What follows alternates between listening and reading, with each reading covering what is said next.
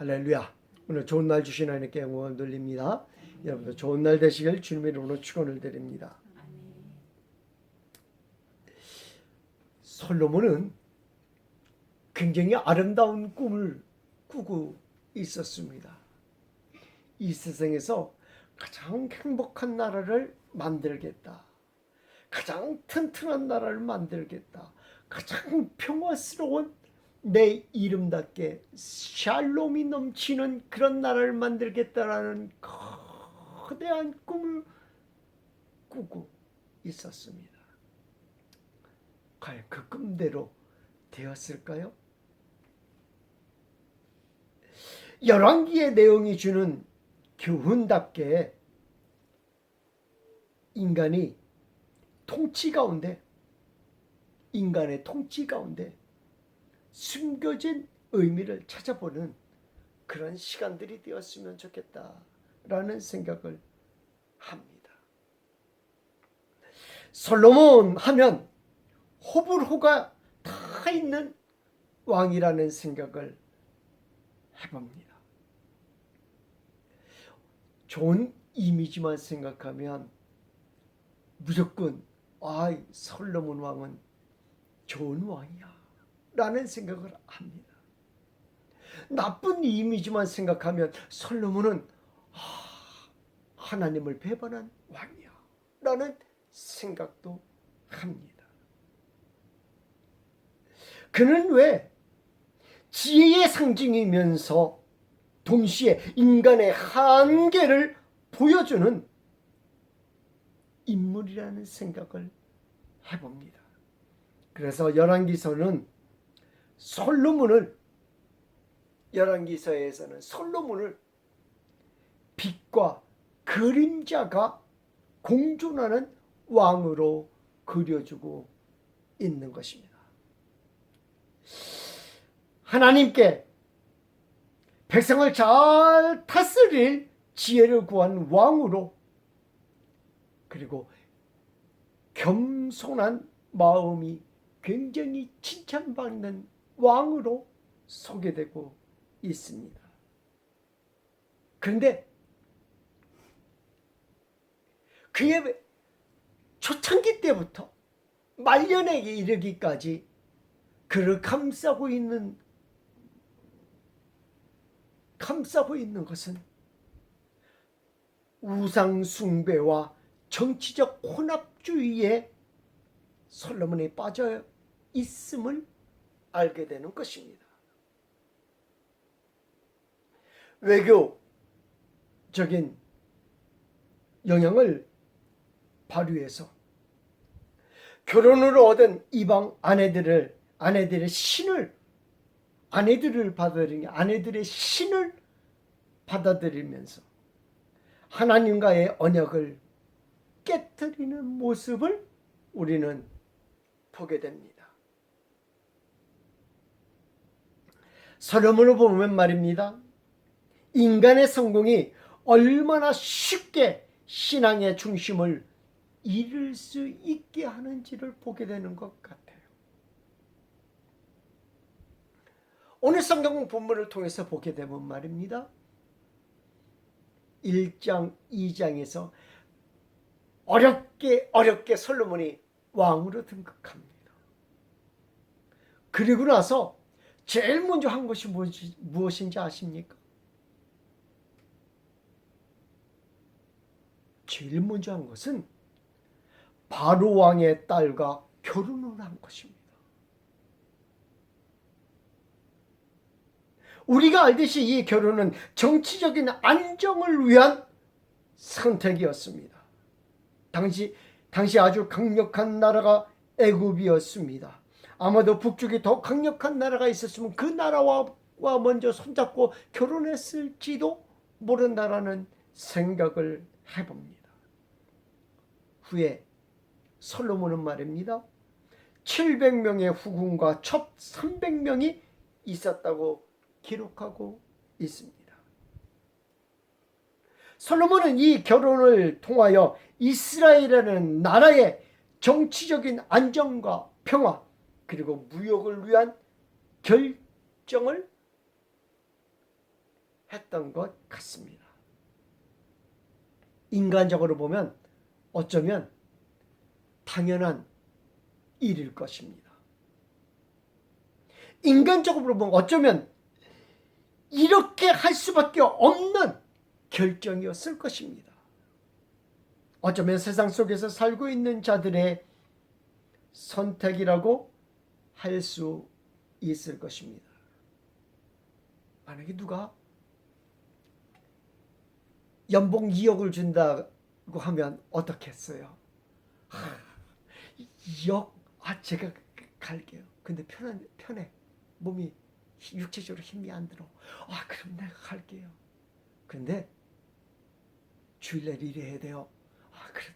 주일날 일 잠깐 고민해보고 내가 할게요. 그리고 핑계를 댑니다. 뭐라고 핑계 댈까요? 다른 날 가서 예배하면 돼. 핑계합니다.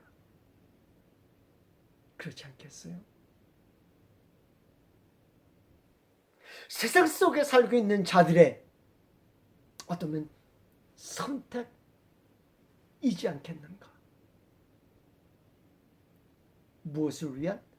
자신의 편한 삶을 위해, 평화를 위한 선택들이 아니겠는가? 때로는 그 선택이 필요할 수도 있겠어요.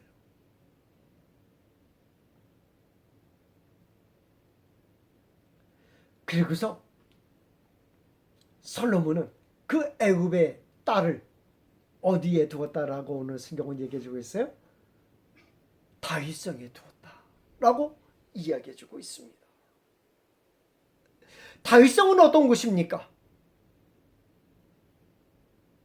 이스라엘 정치의 뭐예요? 중심부예요. 중심부. 이스라엘 정치의 중심부예요. 예루살렘의 중심부입니다.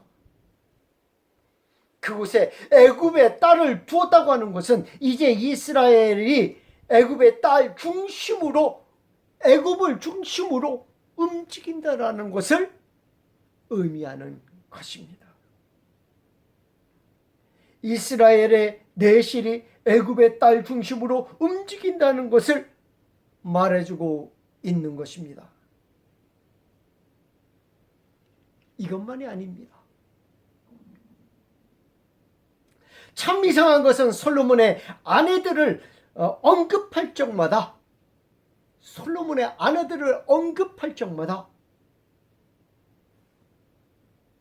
한 번도 이스라엘 출신을 언급하지 않았다라는 거예요. 솔로몬의 아내는 말입니다, 애굽에서 데려오고요, 암몬에서 데려오고요, 모압에서 데려오고요, 에돔에서 데려오고요, 시돈에서 데려오고요,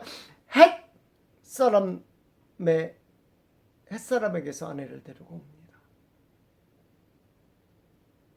이스라엘 여인이 등장하지 않아요. 이방 나라 출신들만 계속해서 솔로몬의 아내들로 막 계속해서 등장을 합니다. 아니요, 딱 한 사람이 있어요. 딱 한 사람. 아가서를 만들어낸 술람미 여인만 이스라엘 여인이에요.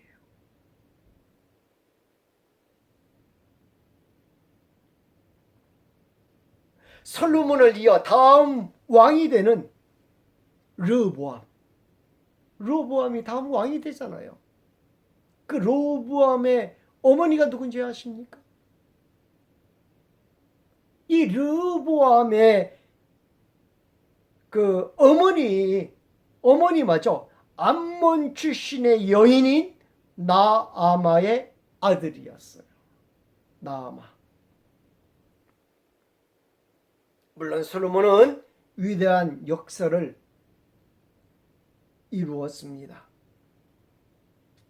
성전을 짓고요, 지혜의 왕이라는 타이틀을 갖고요, 막대한 부를 가진 왕이 되었습니다.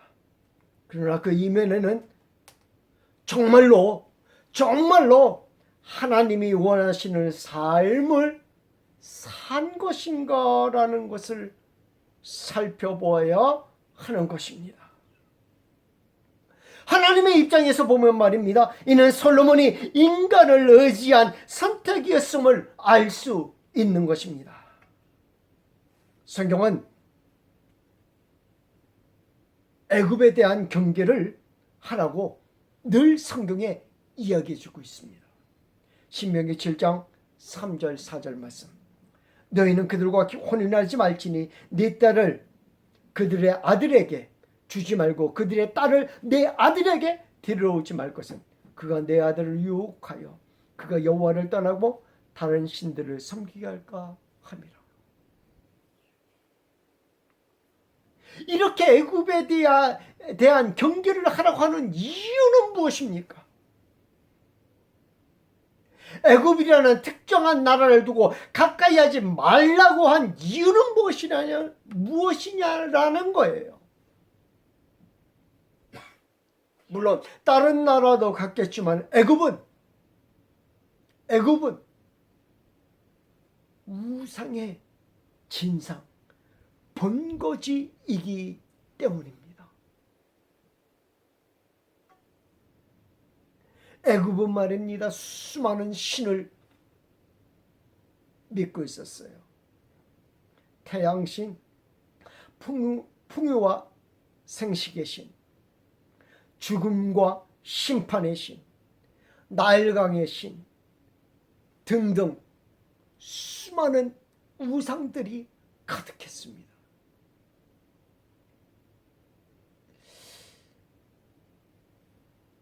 바벨론 저리 가라. 바벨론은 거기에 축에도 못 껴요. 축에도 못 껴요. 애굽의 모든 종교는 다신교적 성격을 띠며 왕 자신도 신격화되어 우상의 대상이 되었습니다. 이런 탓에 하나님은 애굽을 의지하지 말라고 말해주고 있는 것입니다. 이사야 31장 1절 말씀, 호세아 7장 11절 말씀, 이사야 30장 2절 3절 말씀에 이렇게 기록합니다. 도움을 구하러 애굽으로 내려가는 자는 화 있을진저 그들은 거룩하신 자를 바라보지 아니하며 여호와를 구하지 아니하도다. 에브라임은 어리석은 비둘기같이 지혜 비추며 아스르로 가는도다.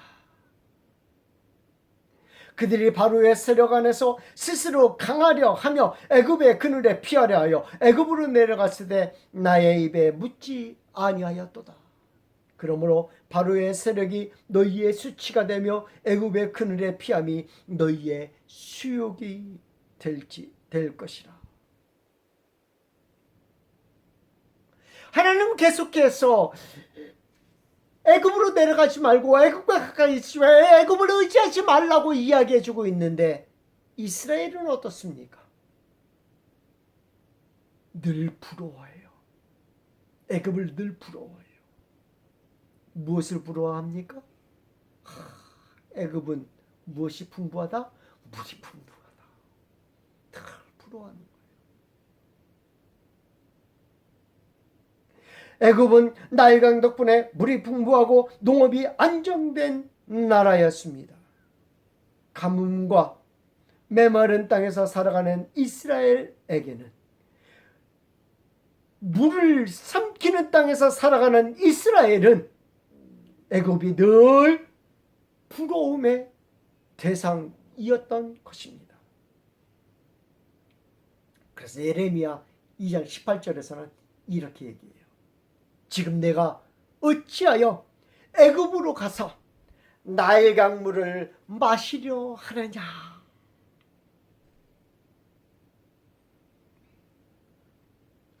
그들이 애굽의 물을 마시기를 원할 때 애굽은 이렇게 말합니다.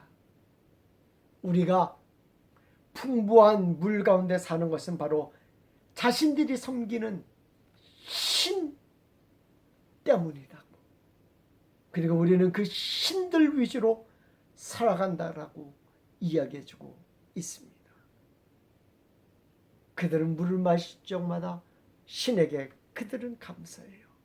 물을 마실 적마다 그 신이라고 생각을 하면서 마십니다. 신과 하나 되는 의미로 마십니다. 이스라엘 백성들이 거기 가가지고 무엇을 마시면 갑자기 나인강 아유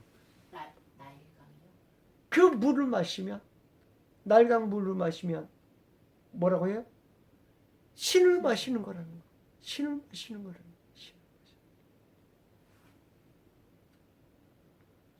그래서 이스라엘이 애굽이라는 나라를 접근할 때 우상을 먼저 대하게 되는 것입니다. 이스라엘은 그것이 우상이라는 사실을 모를까요? 압니다. 너무나 잘 알고 있어요. 그렇다면 그들이 죄에 빠지지 않고 애굽의 물을 마실 수 있는 거 아니겠습니까? 라는 생각도 해봅니다. 솔로몬도 생각을 했을 것이에요. 죄에 빠지지 않을 것이라고 생각했을 것이라는 거예요. 자신의 삶 중앙인 다윗성의 애굽의 여인을 드리는, 그리고서는 나는 하나님을 섬길 거야. 굉장히 중요한 사실입니다. 나의 삶 중심에, 중앙에 자리 잡고 있는 것이 애굽의 여인이었다라는 것을 암시해주고 있는 것입니다. 애굽의 우상이었다라는 것을 암시해주고 있는 것입니다. 이를 다 알고 있는 우리가 죄에 빠질까요? 내실에서부터 안방에서부터 우상에게 절을 하는데 죄에 안 넘어갈 자가 있을까요? 그들이 아내들의 유혹에 넘어가 죄에 빠지기 때문이다 라고 성경은 말해주고 있습니다. 하나님의 말씀대로 솔로몬은 이 죄의 늪에서, 유혹의 늪에서 헤어나지 못하고 죄에 빠지게 됩니다. 에스라 9장에서는 이렇게 기록해주고 있습니다. 이 일 후에 방백들이 내게 나와 이르되 이스라엘 백성과 제사장들과 레위 사람들이 이 땅 백성들에게서 떠나지 아니하고 가나안 백성들과 헷 사람들과 브리스 사람들과 여부스 사람들과 암몬 사람과 모압 사람들과 애굽 사람들과 아모리 사람들의 가증한 일을 행하여 그들의 딸을 맞이하여 아내와 며느리를 삼아 거룩한 자손이 그 지방 사람들과 서로 섞이게 하는데 방백들과 고관들이 이 죄에 더욱 으뜸이 되었다 하는지라. 고관들이 왜 으뜸으로 그들을 데리고 왔을까요? 평안을 위해서. 또 무엇을 위해서? 부를 위해서. 학사 에스라는 백성들이 이방 민족들의 딸을 맞이하여 아내를 삼는 일에 대하여 옷을 찢고 하나님께 부르짖으며 기도했다라고 기록해주고 있습니다. 그가 이스라엘 백성들을 보며 옷을 찢은 이유는 바벨론으로 끌려간 조상들처럼 행동하는 이스라엘 백성들을 보았기 때문입니다. 그들이 바벨론에 가서 수없이 뉘우칩니다. 뭐라고 뉘우쳐요? 우리는 누구처럼? 우리 조상들처럼 하나님의 법을 철저하게 지키겠나이다. 철저하게 지키겠나이다. 그래서 예루살렘으로부터 추방당하지 않고 포로로 더 이상 끌려가지 않겠나이다 하고 철저하게 반성한 자들이 어디로 돌아왔어요? 예루살렘으로 돌아온 것이거든요. 근데 돌아와서 어떻게 했어요? 또 그 과오를 범하고 있는 거예요. 또 그 과오를 범하고 있는 거예요. 그 사실을 보고 있는 학사 에스라가 옷을 찢고 하나님 앞에 무릎 꿇는 모습을 우리는 보고 있는 겁니다. 이러한 모습들은 솔로몬 왕의 세상과의 타협을 말하는 것입니다. 다윗은 말입니다. 솔로몬에게 유언을 할 때 가장 먼저 말한 것이 무엇입니까? 열왕기상 2장 3절 4절 보면 이렇게 기록합니다. 내 하나님 여호와의 명령을 지켜 그 길로 행하여 그 법률과 계명과 율례와 증거를 모세의 율법에 기록된 대로 지키라. 그리하면 내가 무엇을 하든지 어디로 가든지 형통할지라. 여호와께서 내 일에 대하여 말씀하시기를 내 자손들이 그들의 길을 삼가 마음을 다하고 성품을 다하고 진실이 내 앞에서 행하면 이스라엘 왕위에 오를 사람이 내게서 끊어지지 아니하리라 하신 말씀을 확실히 이루게 하시리라. 이 다윗은 솔로몬에게 당부하는 겁니다. 무슨 길로 가라고? 형통한 길로 가라고. 솔로몬의 손으로 하는 모든 일이 형통할 것이라는 거예요. 무엇을 하면? 내 하나님의 말씀대로 살아가며, 또한 내 자손이 마음과 성품을 다하여 내 앞에 행하면 이스라엘 왕위가 끊어지지 아니하리라 라고 얘기해 주고 있습니다. 왕위가 지속되는 비결은 돈이나 군사력에 달려있지 않다고 합니다. 오직 하나님의 말씀을 지키며 하나님 앞에서의 삶을 살아가면 하나님의 왕위가 계속되어질 거라고 이야기해 주고 있습니다. 그러나 솔로몬은 하나님을 먼저 찾은 것이 아니었습니다. 그가 먼저 찾은 것은 애굽의 왕이었습니다. 그가 먼저 찾은 것은 애굽의 말이었습니다. 그가 먼저 찾은 것은 애굽의 군사들이었습니다. 그가 먼저 찾은 것은 애굽의 딸이었던 것이었습니다. 이는 세상과의 타협을 의미하는 것이었습니다. 하나님의 나라가 이 세상에 이루어지는 꿈을 꾼 자였을까요? 그의 행동을 보면 그렇지 않은 것 같아요. 자신의 삶 가장 중앙에 애굽 여인을 두고 남몰래 드러내놓고 우상을 섬기는, 세상과 타협하는 모습을 보여주고 있었던 것입니다. 내 오른손으로 하나님을 붙잡고 내 왼손으로는 우상을, 세상을 붙잡은 것이 솔로몬의 모습이 아니었겠는가라는 생각을 해봅니다. 올해는 내 중심에 무엇을 두고 있습니까?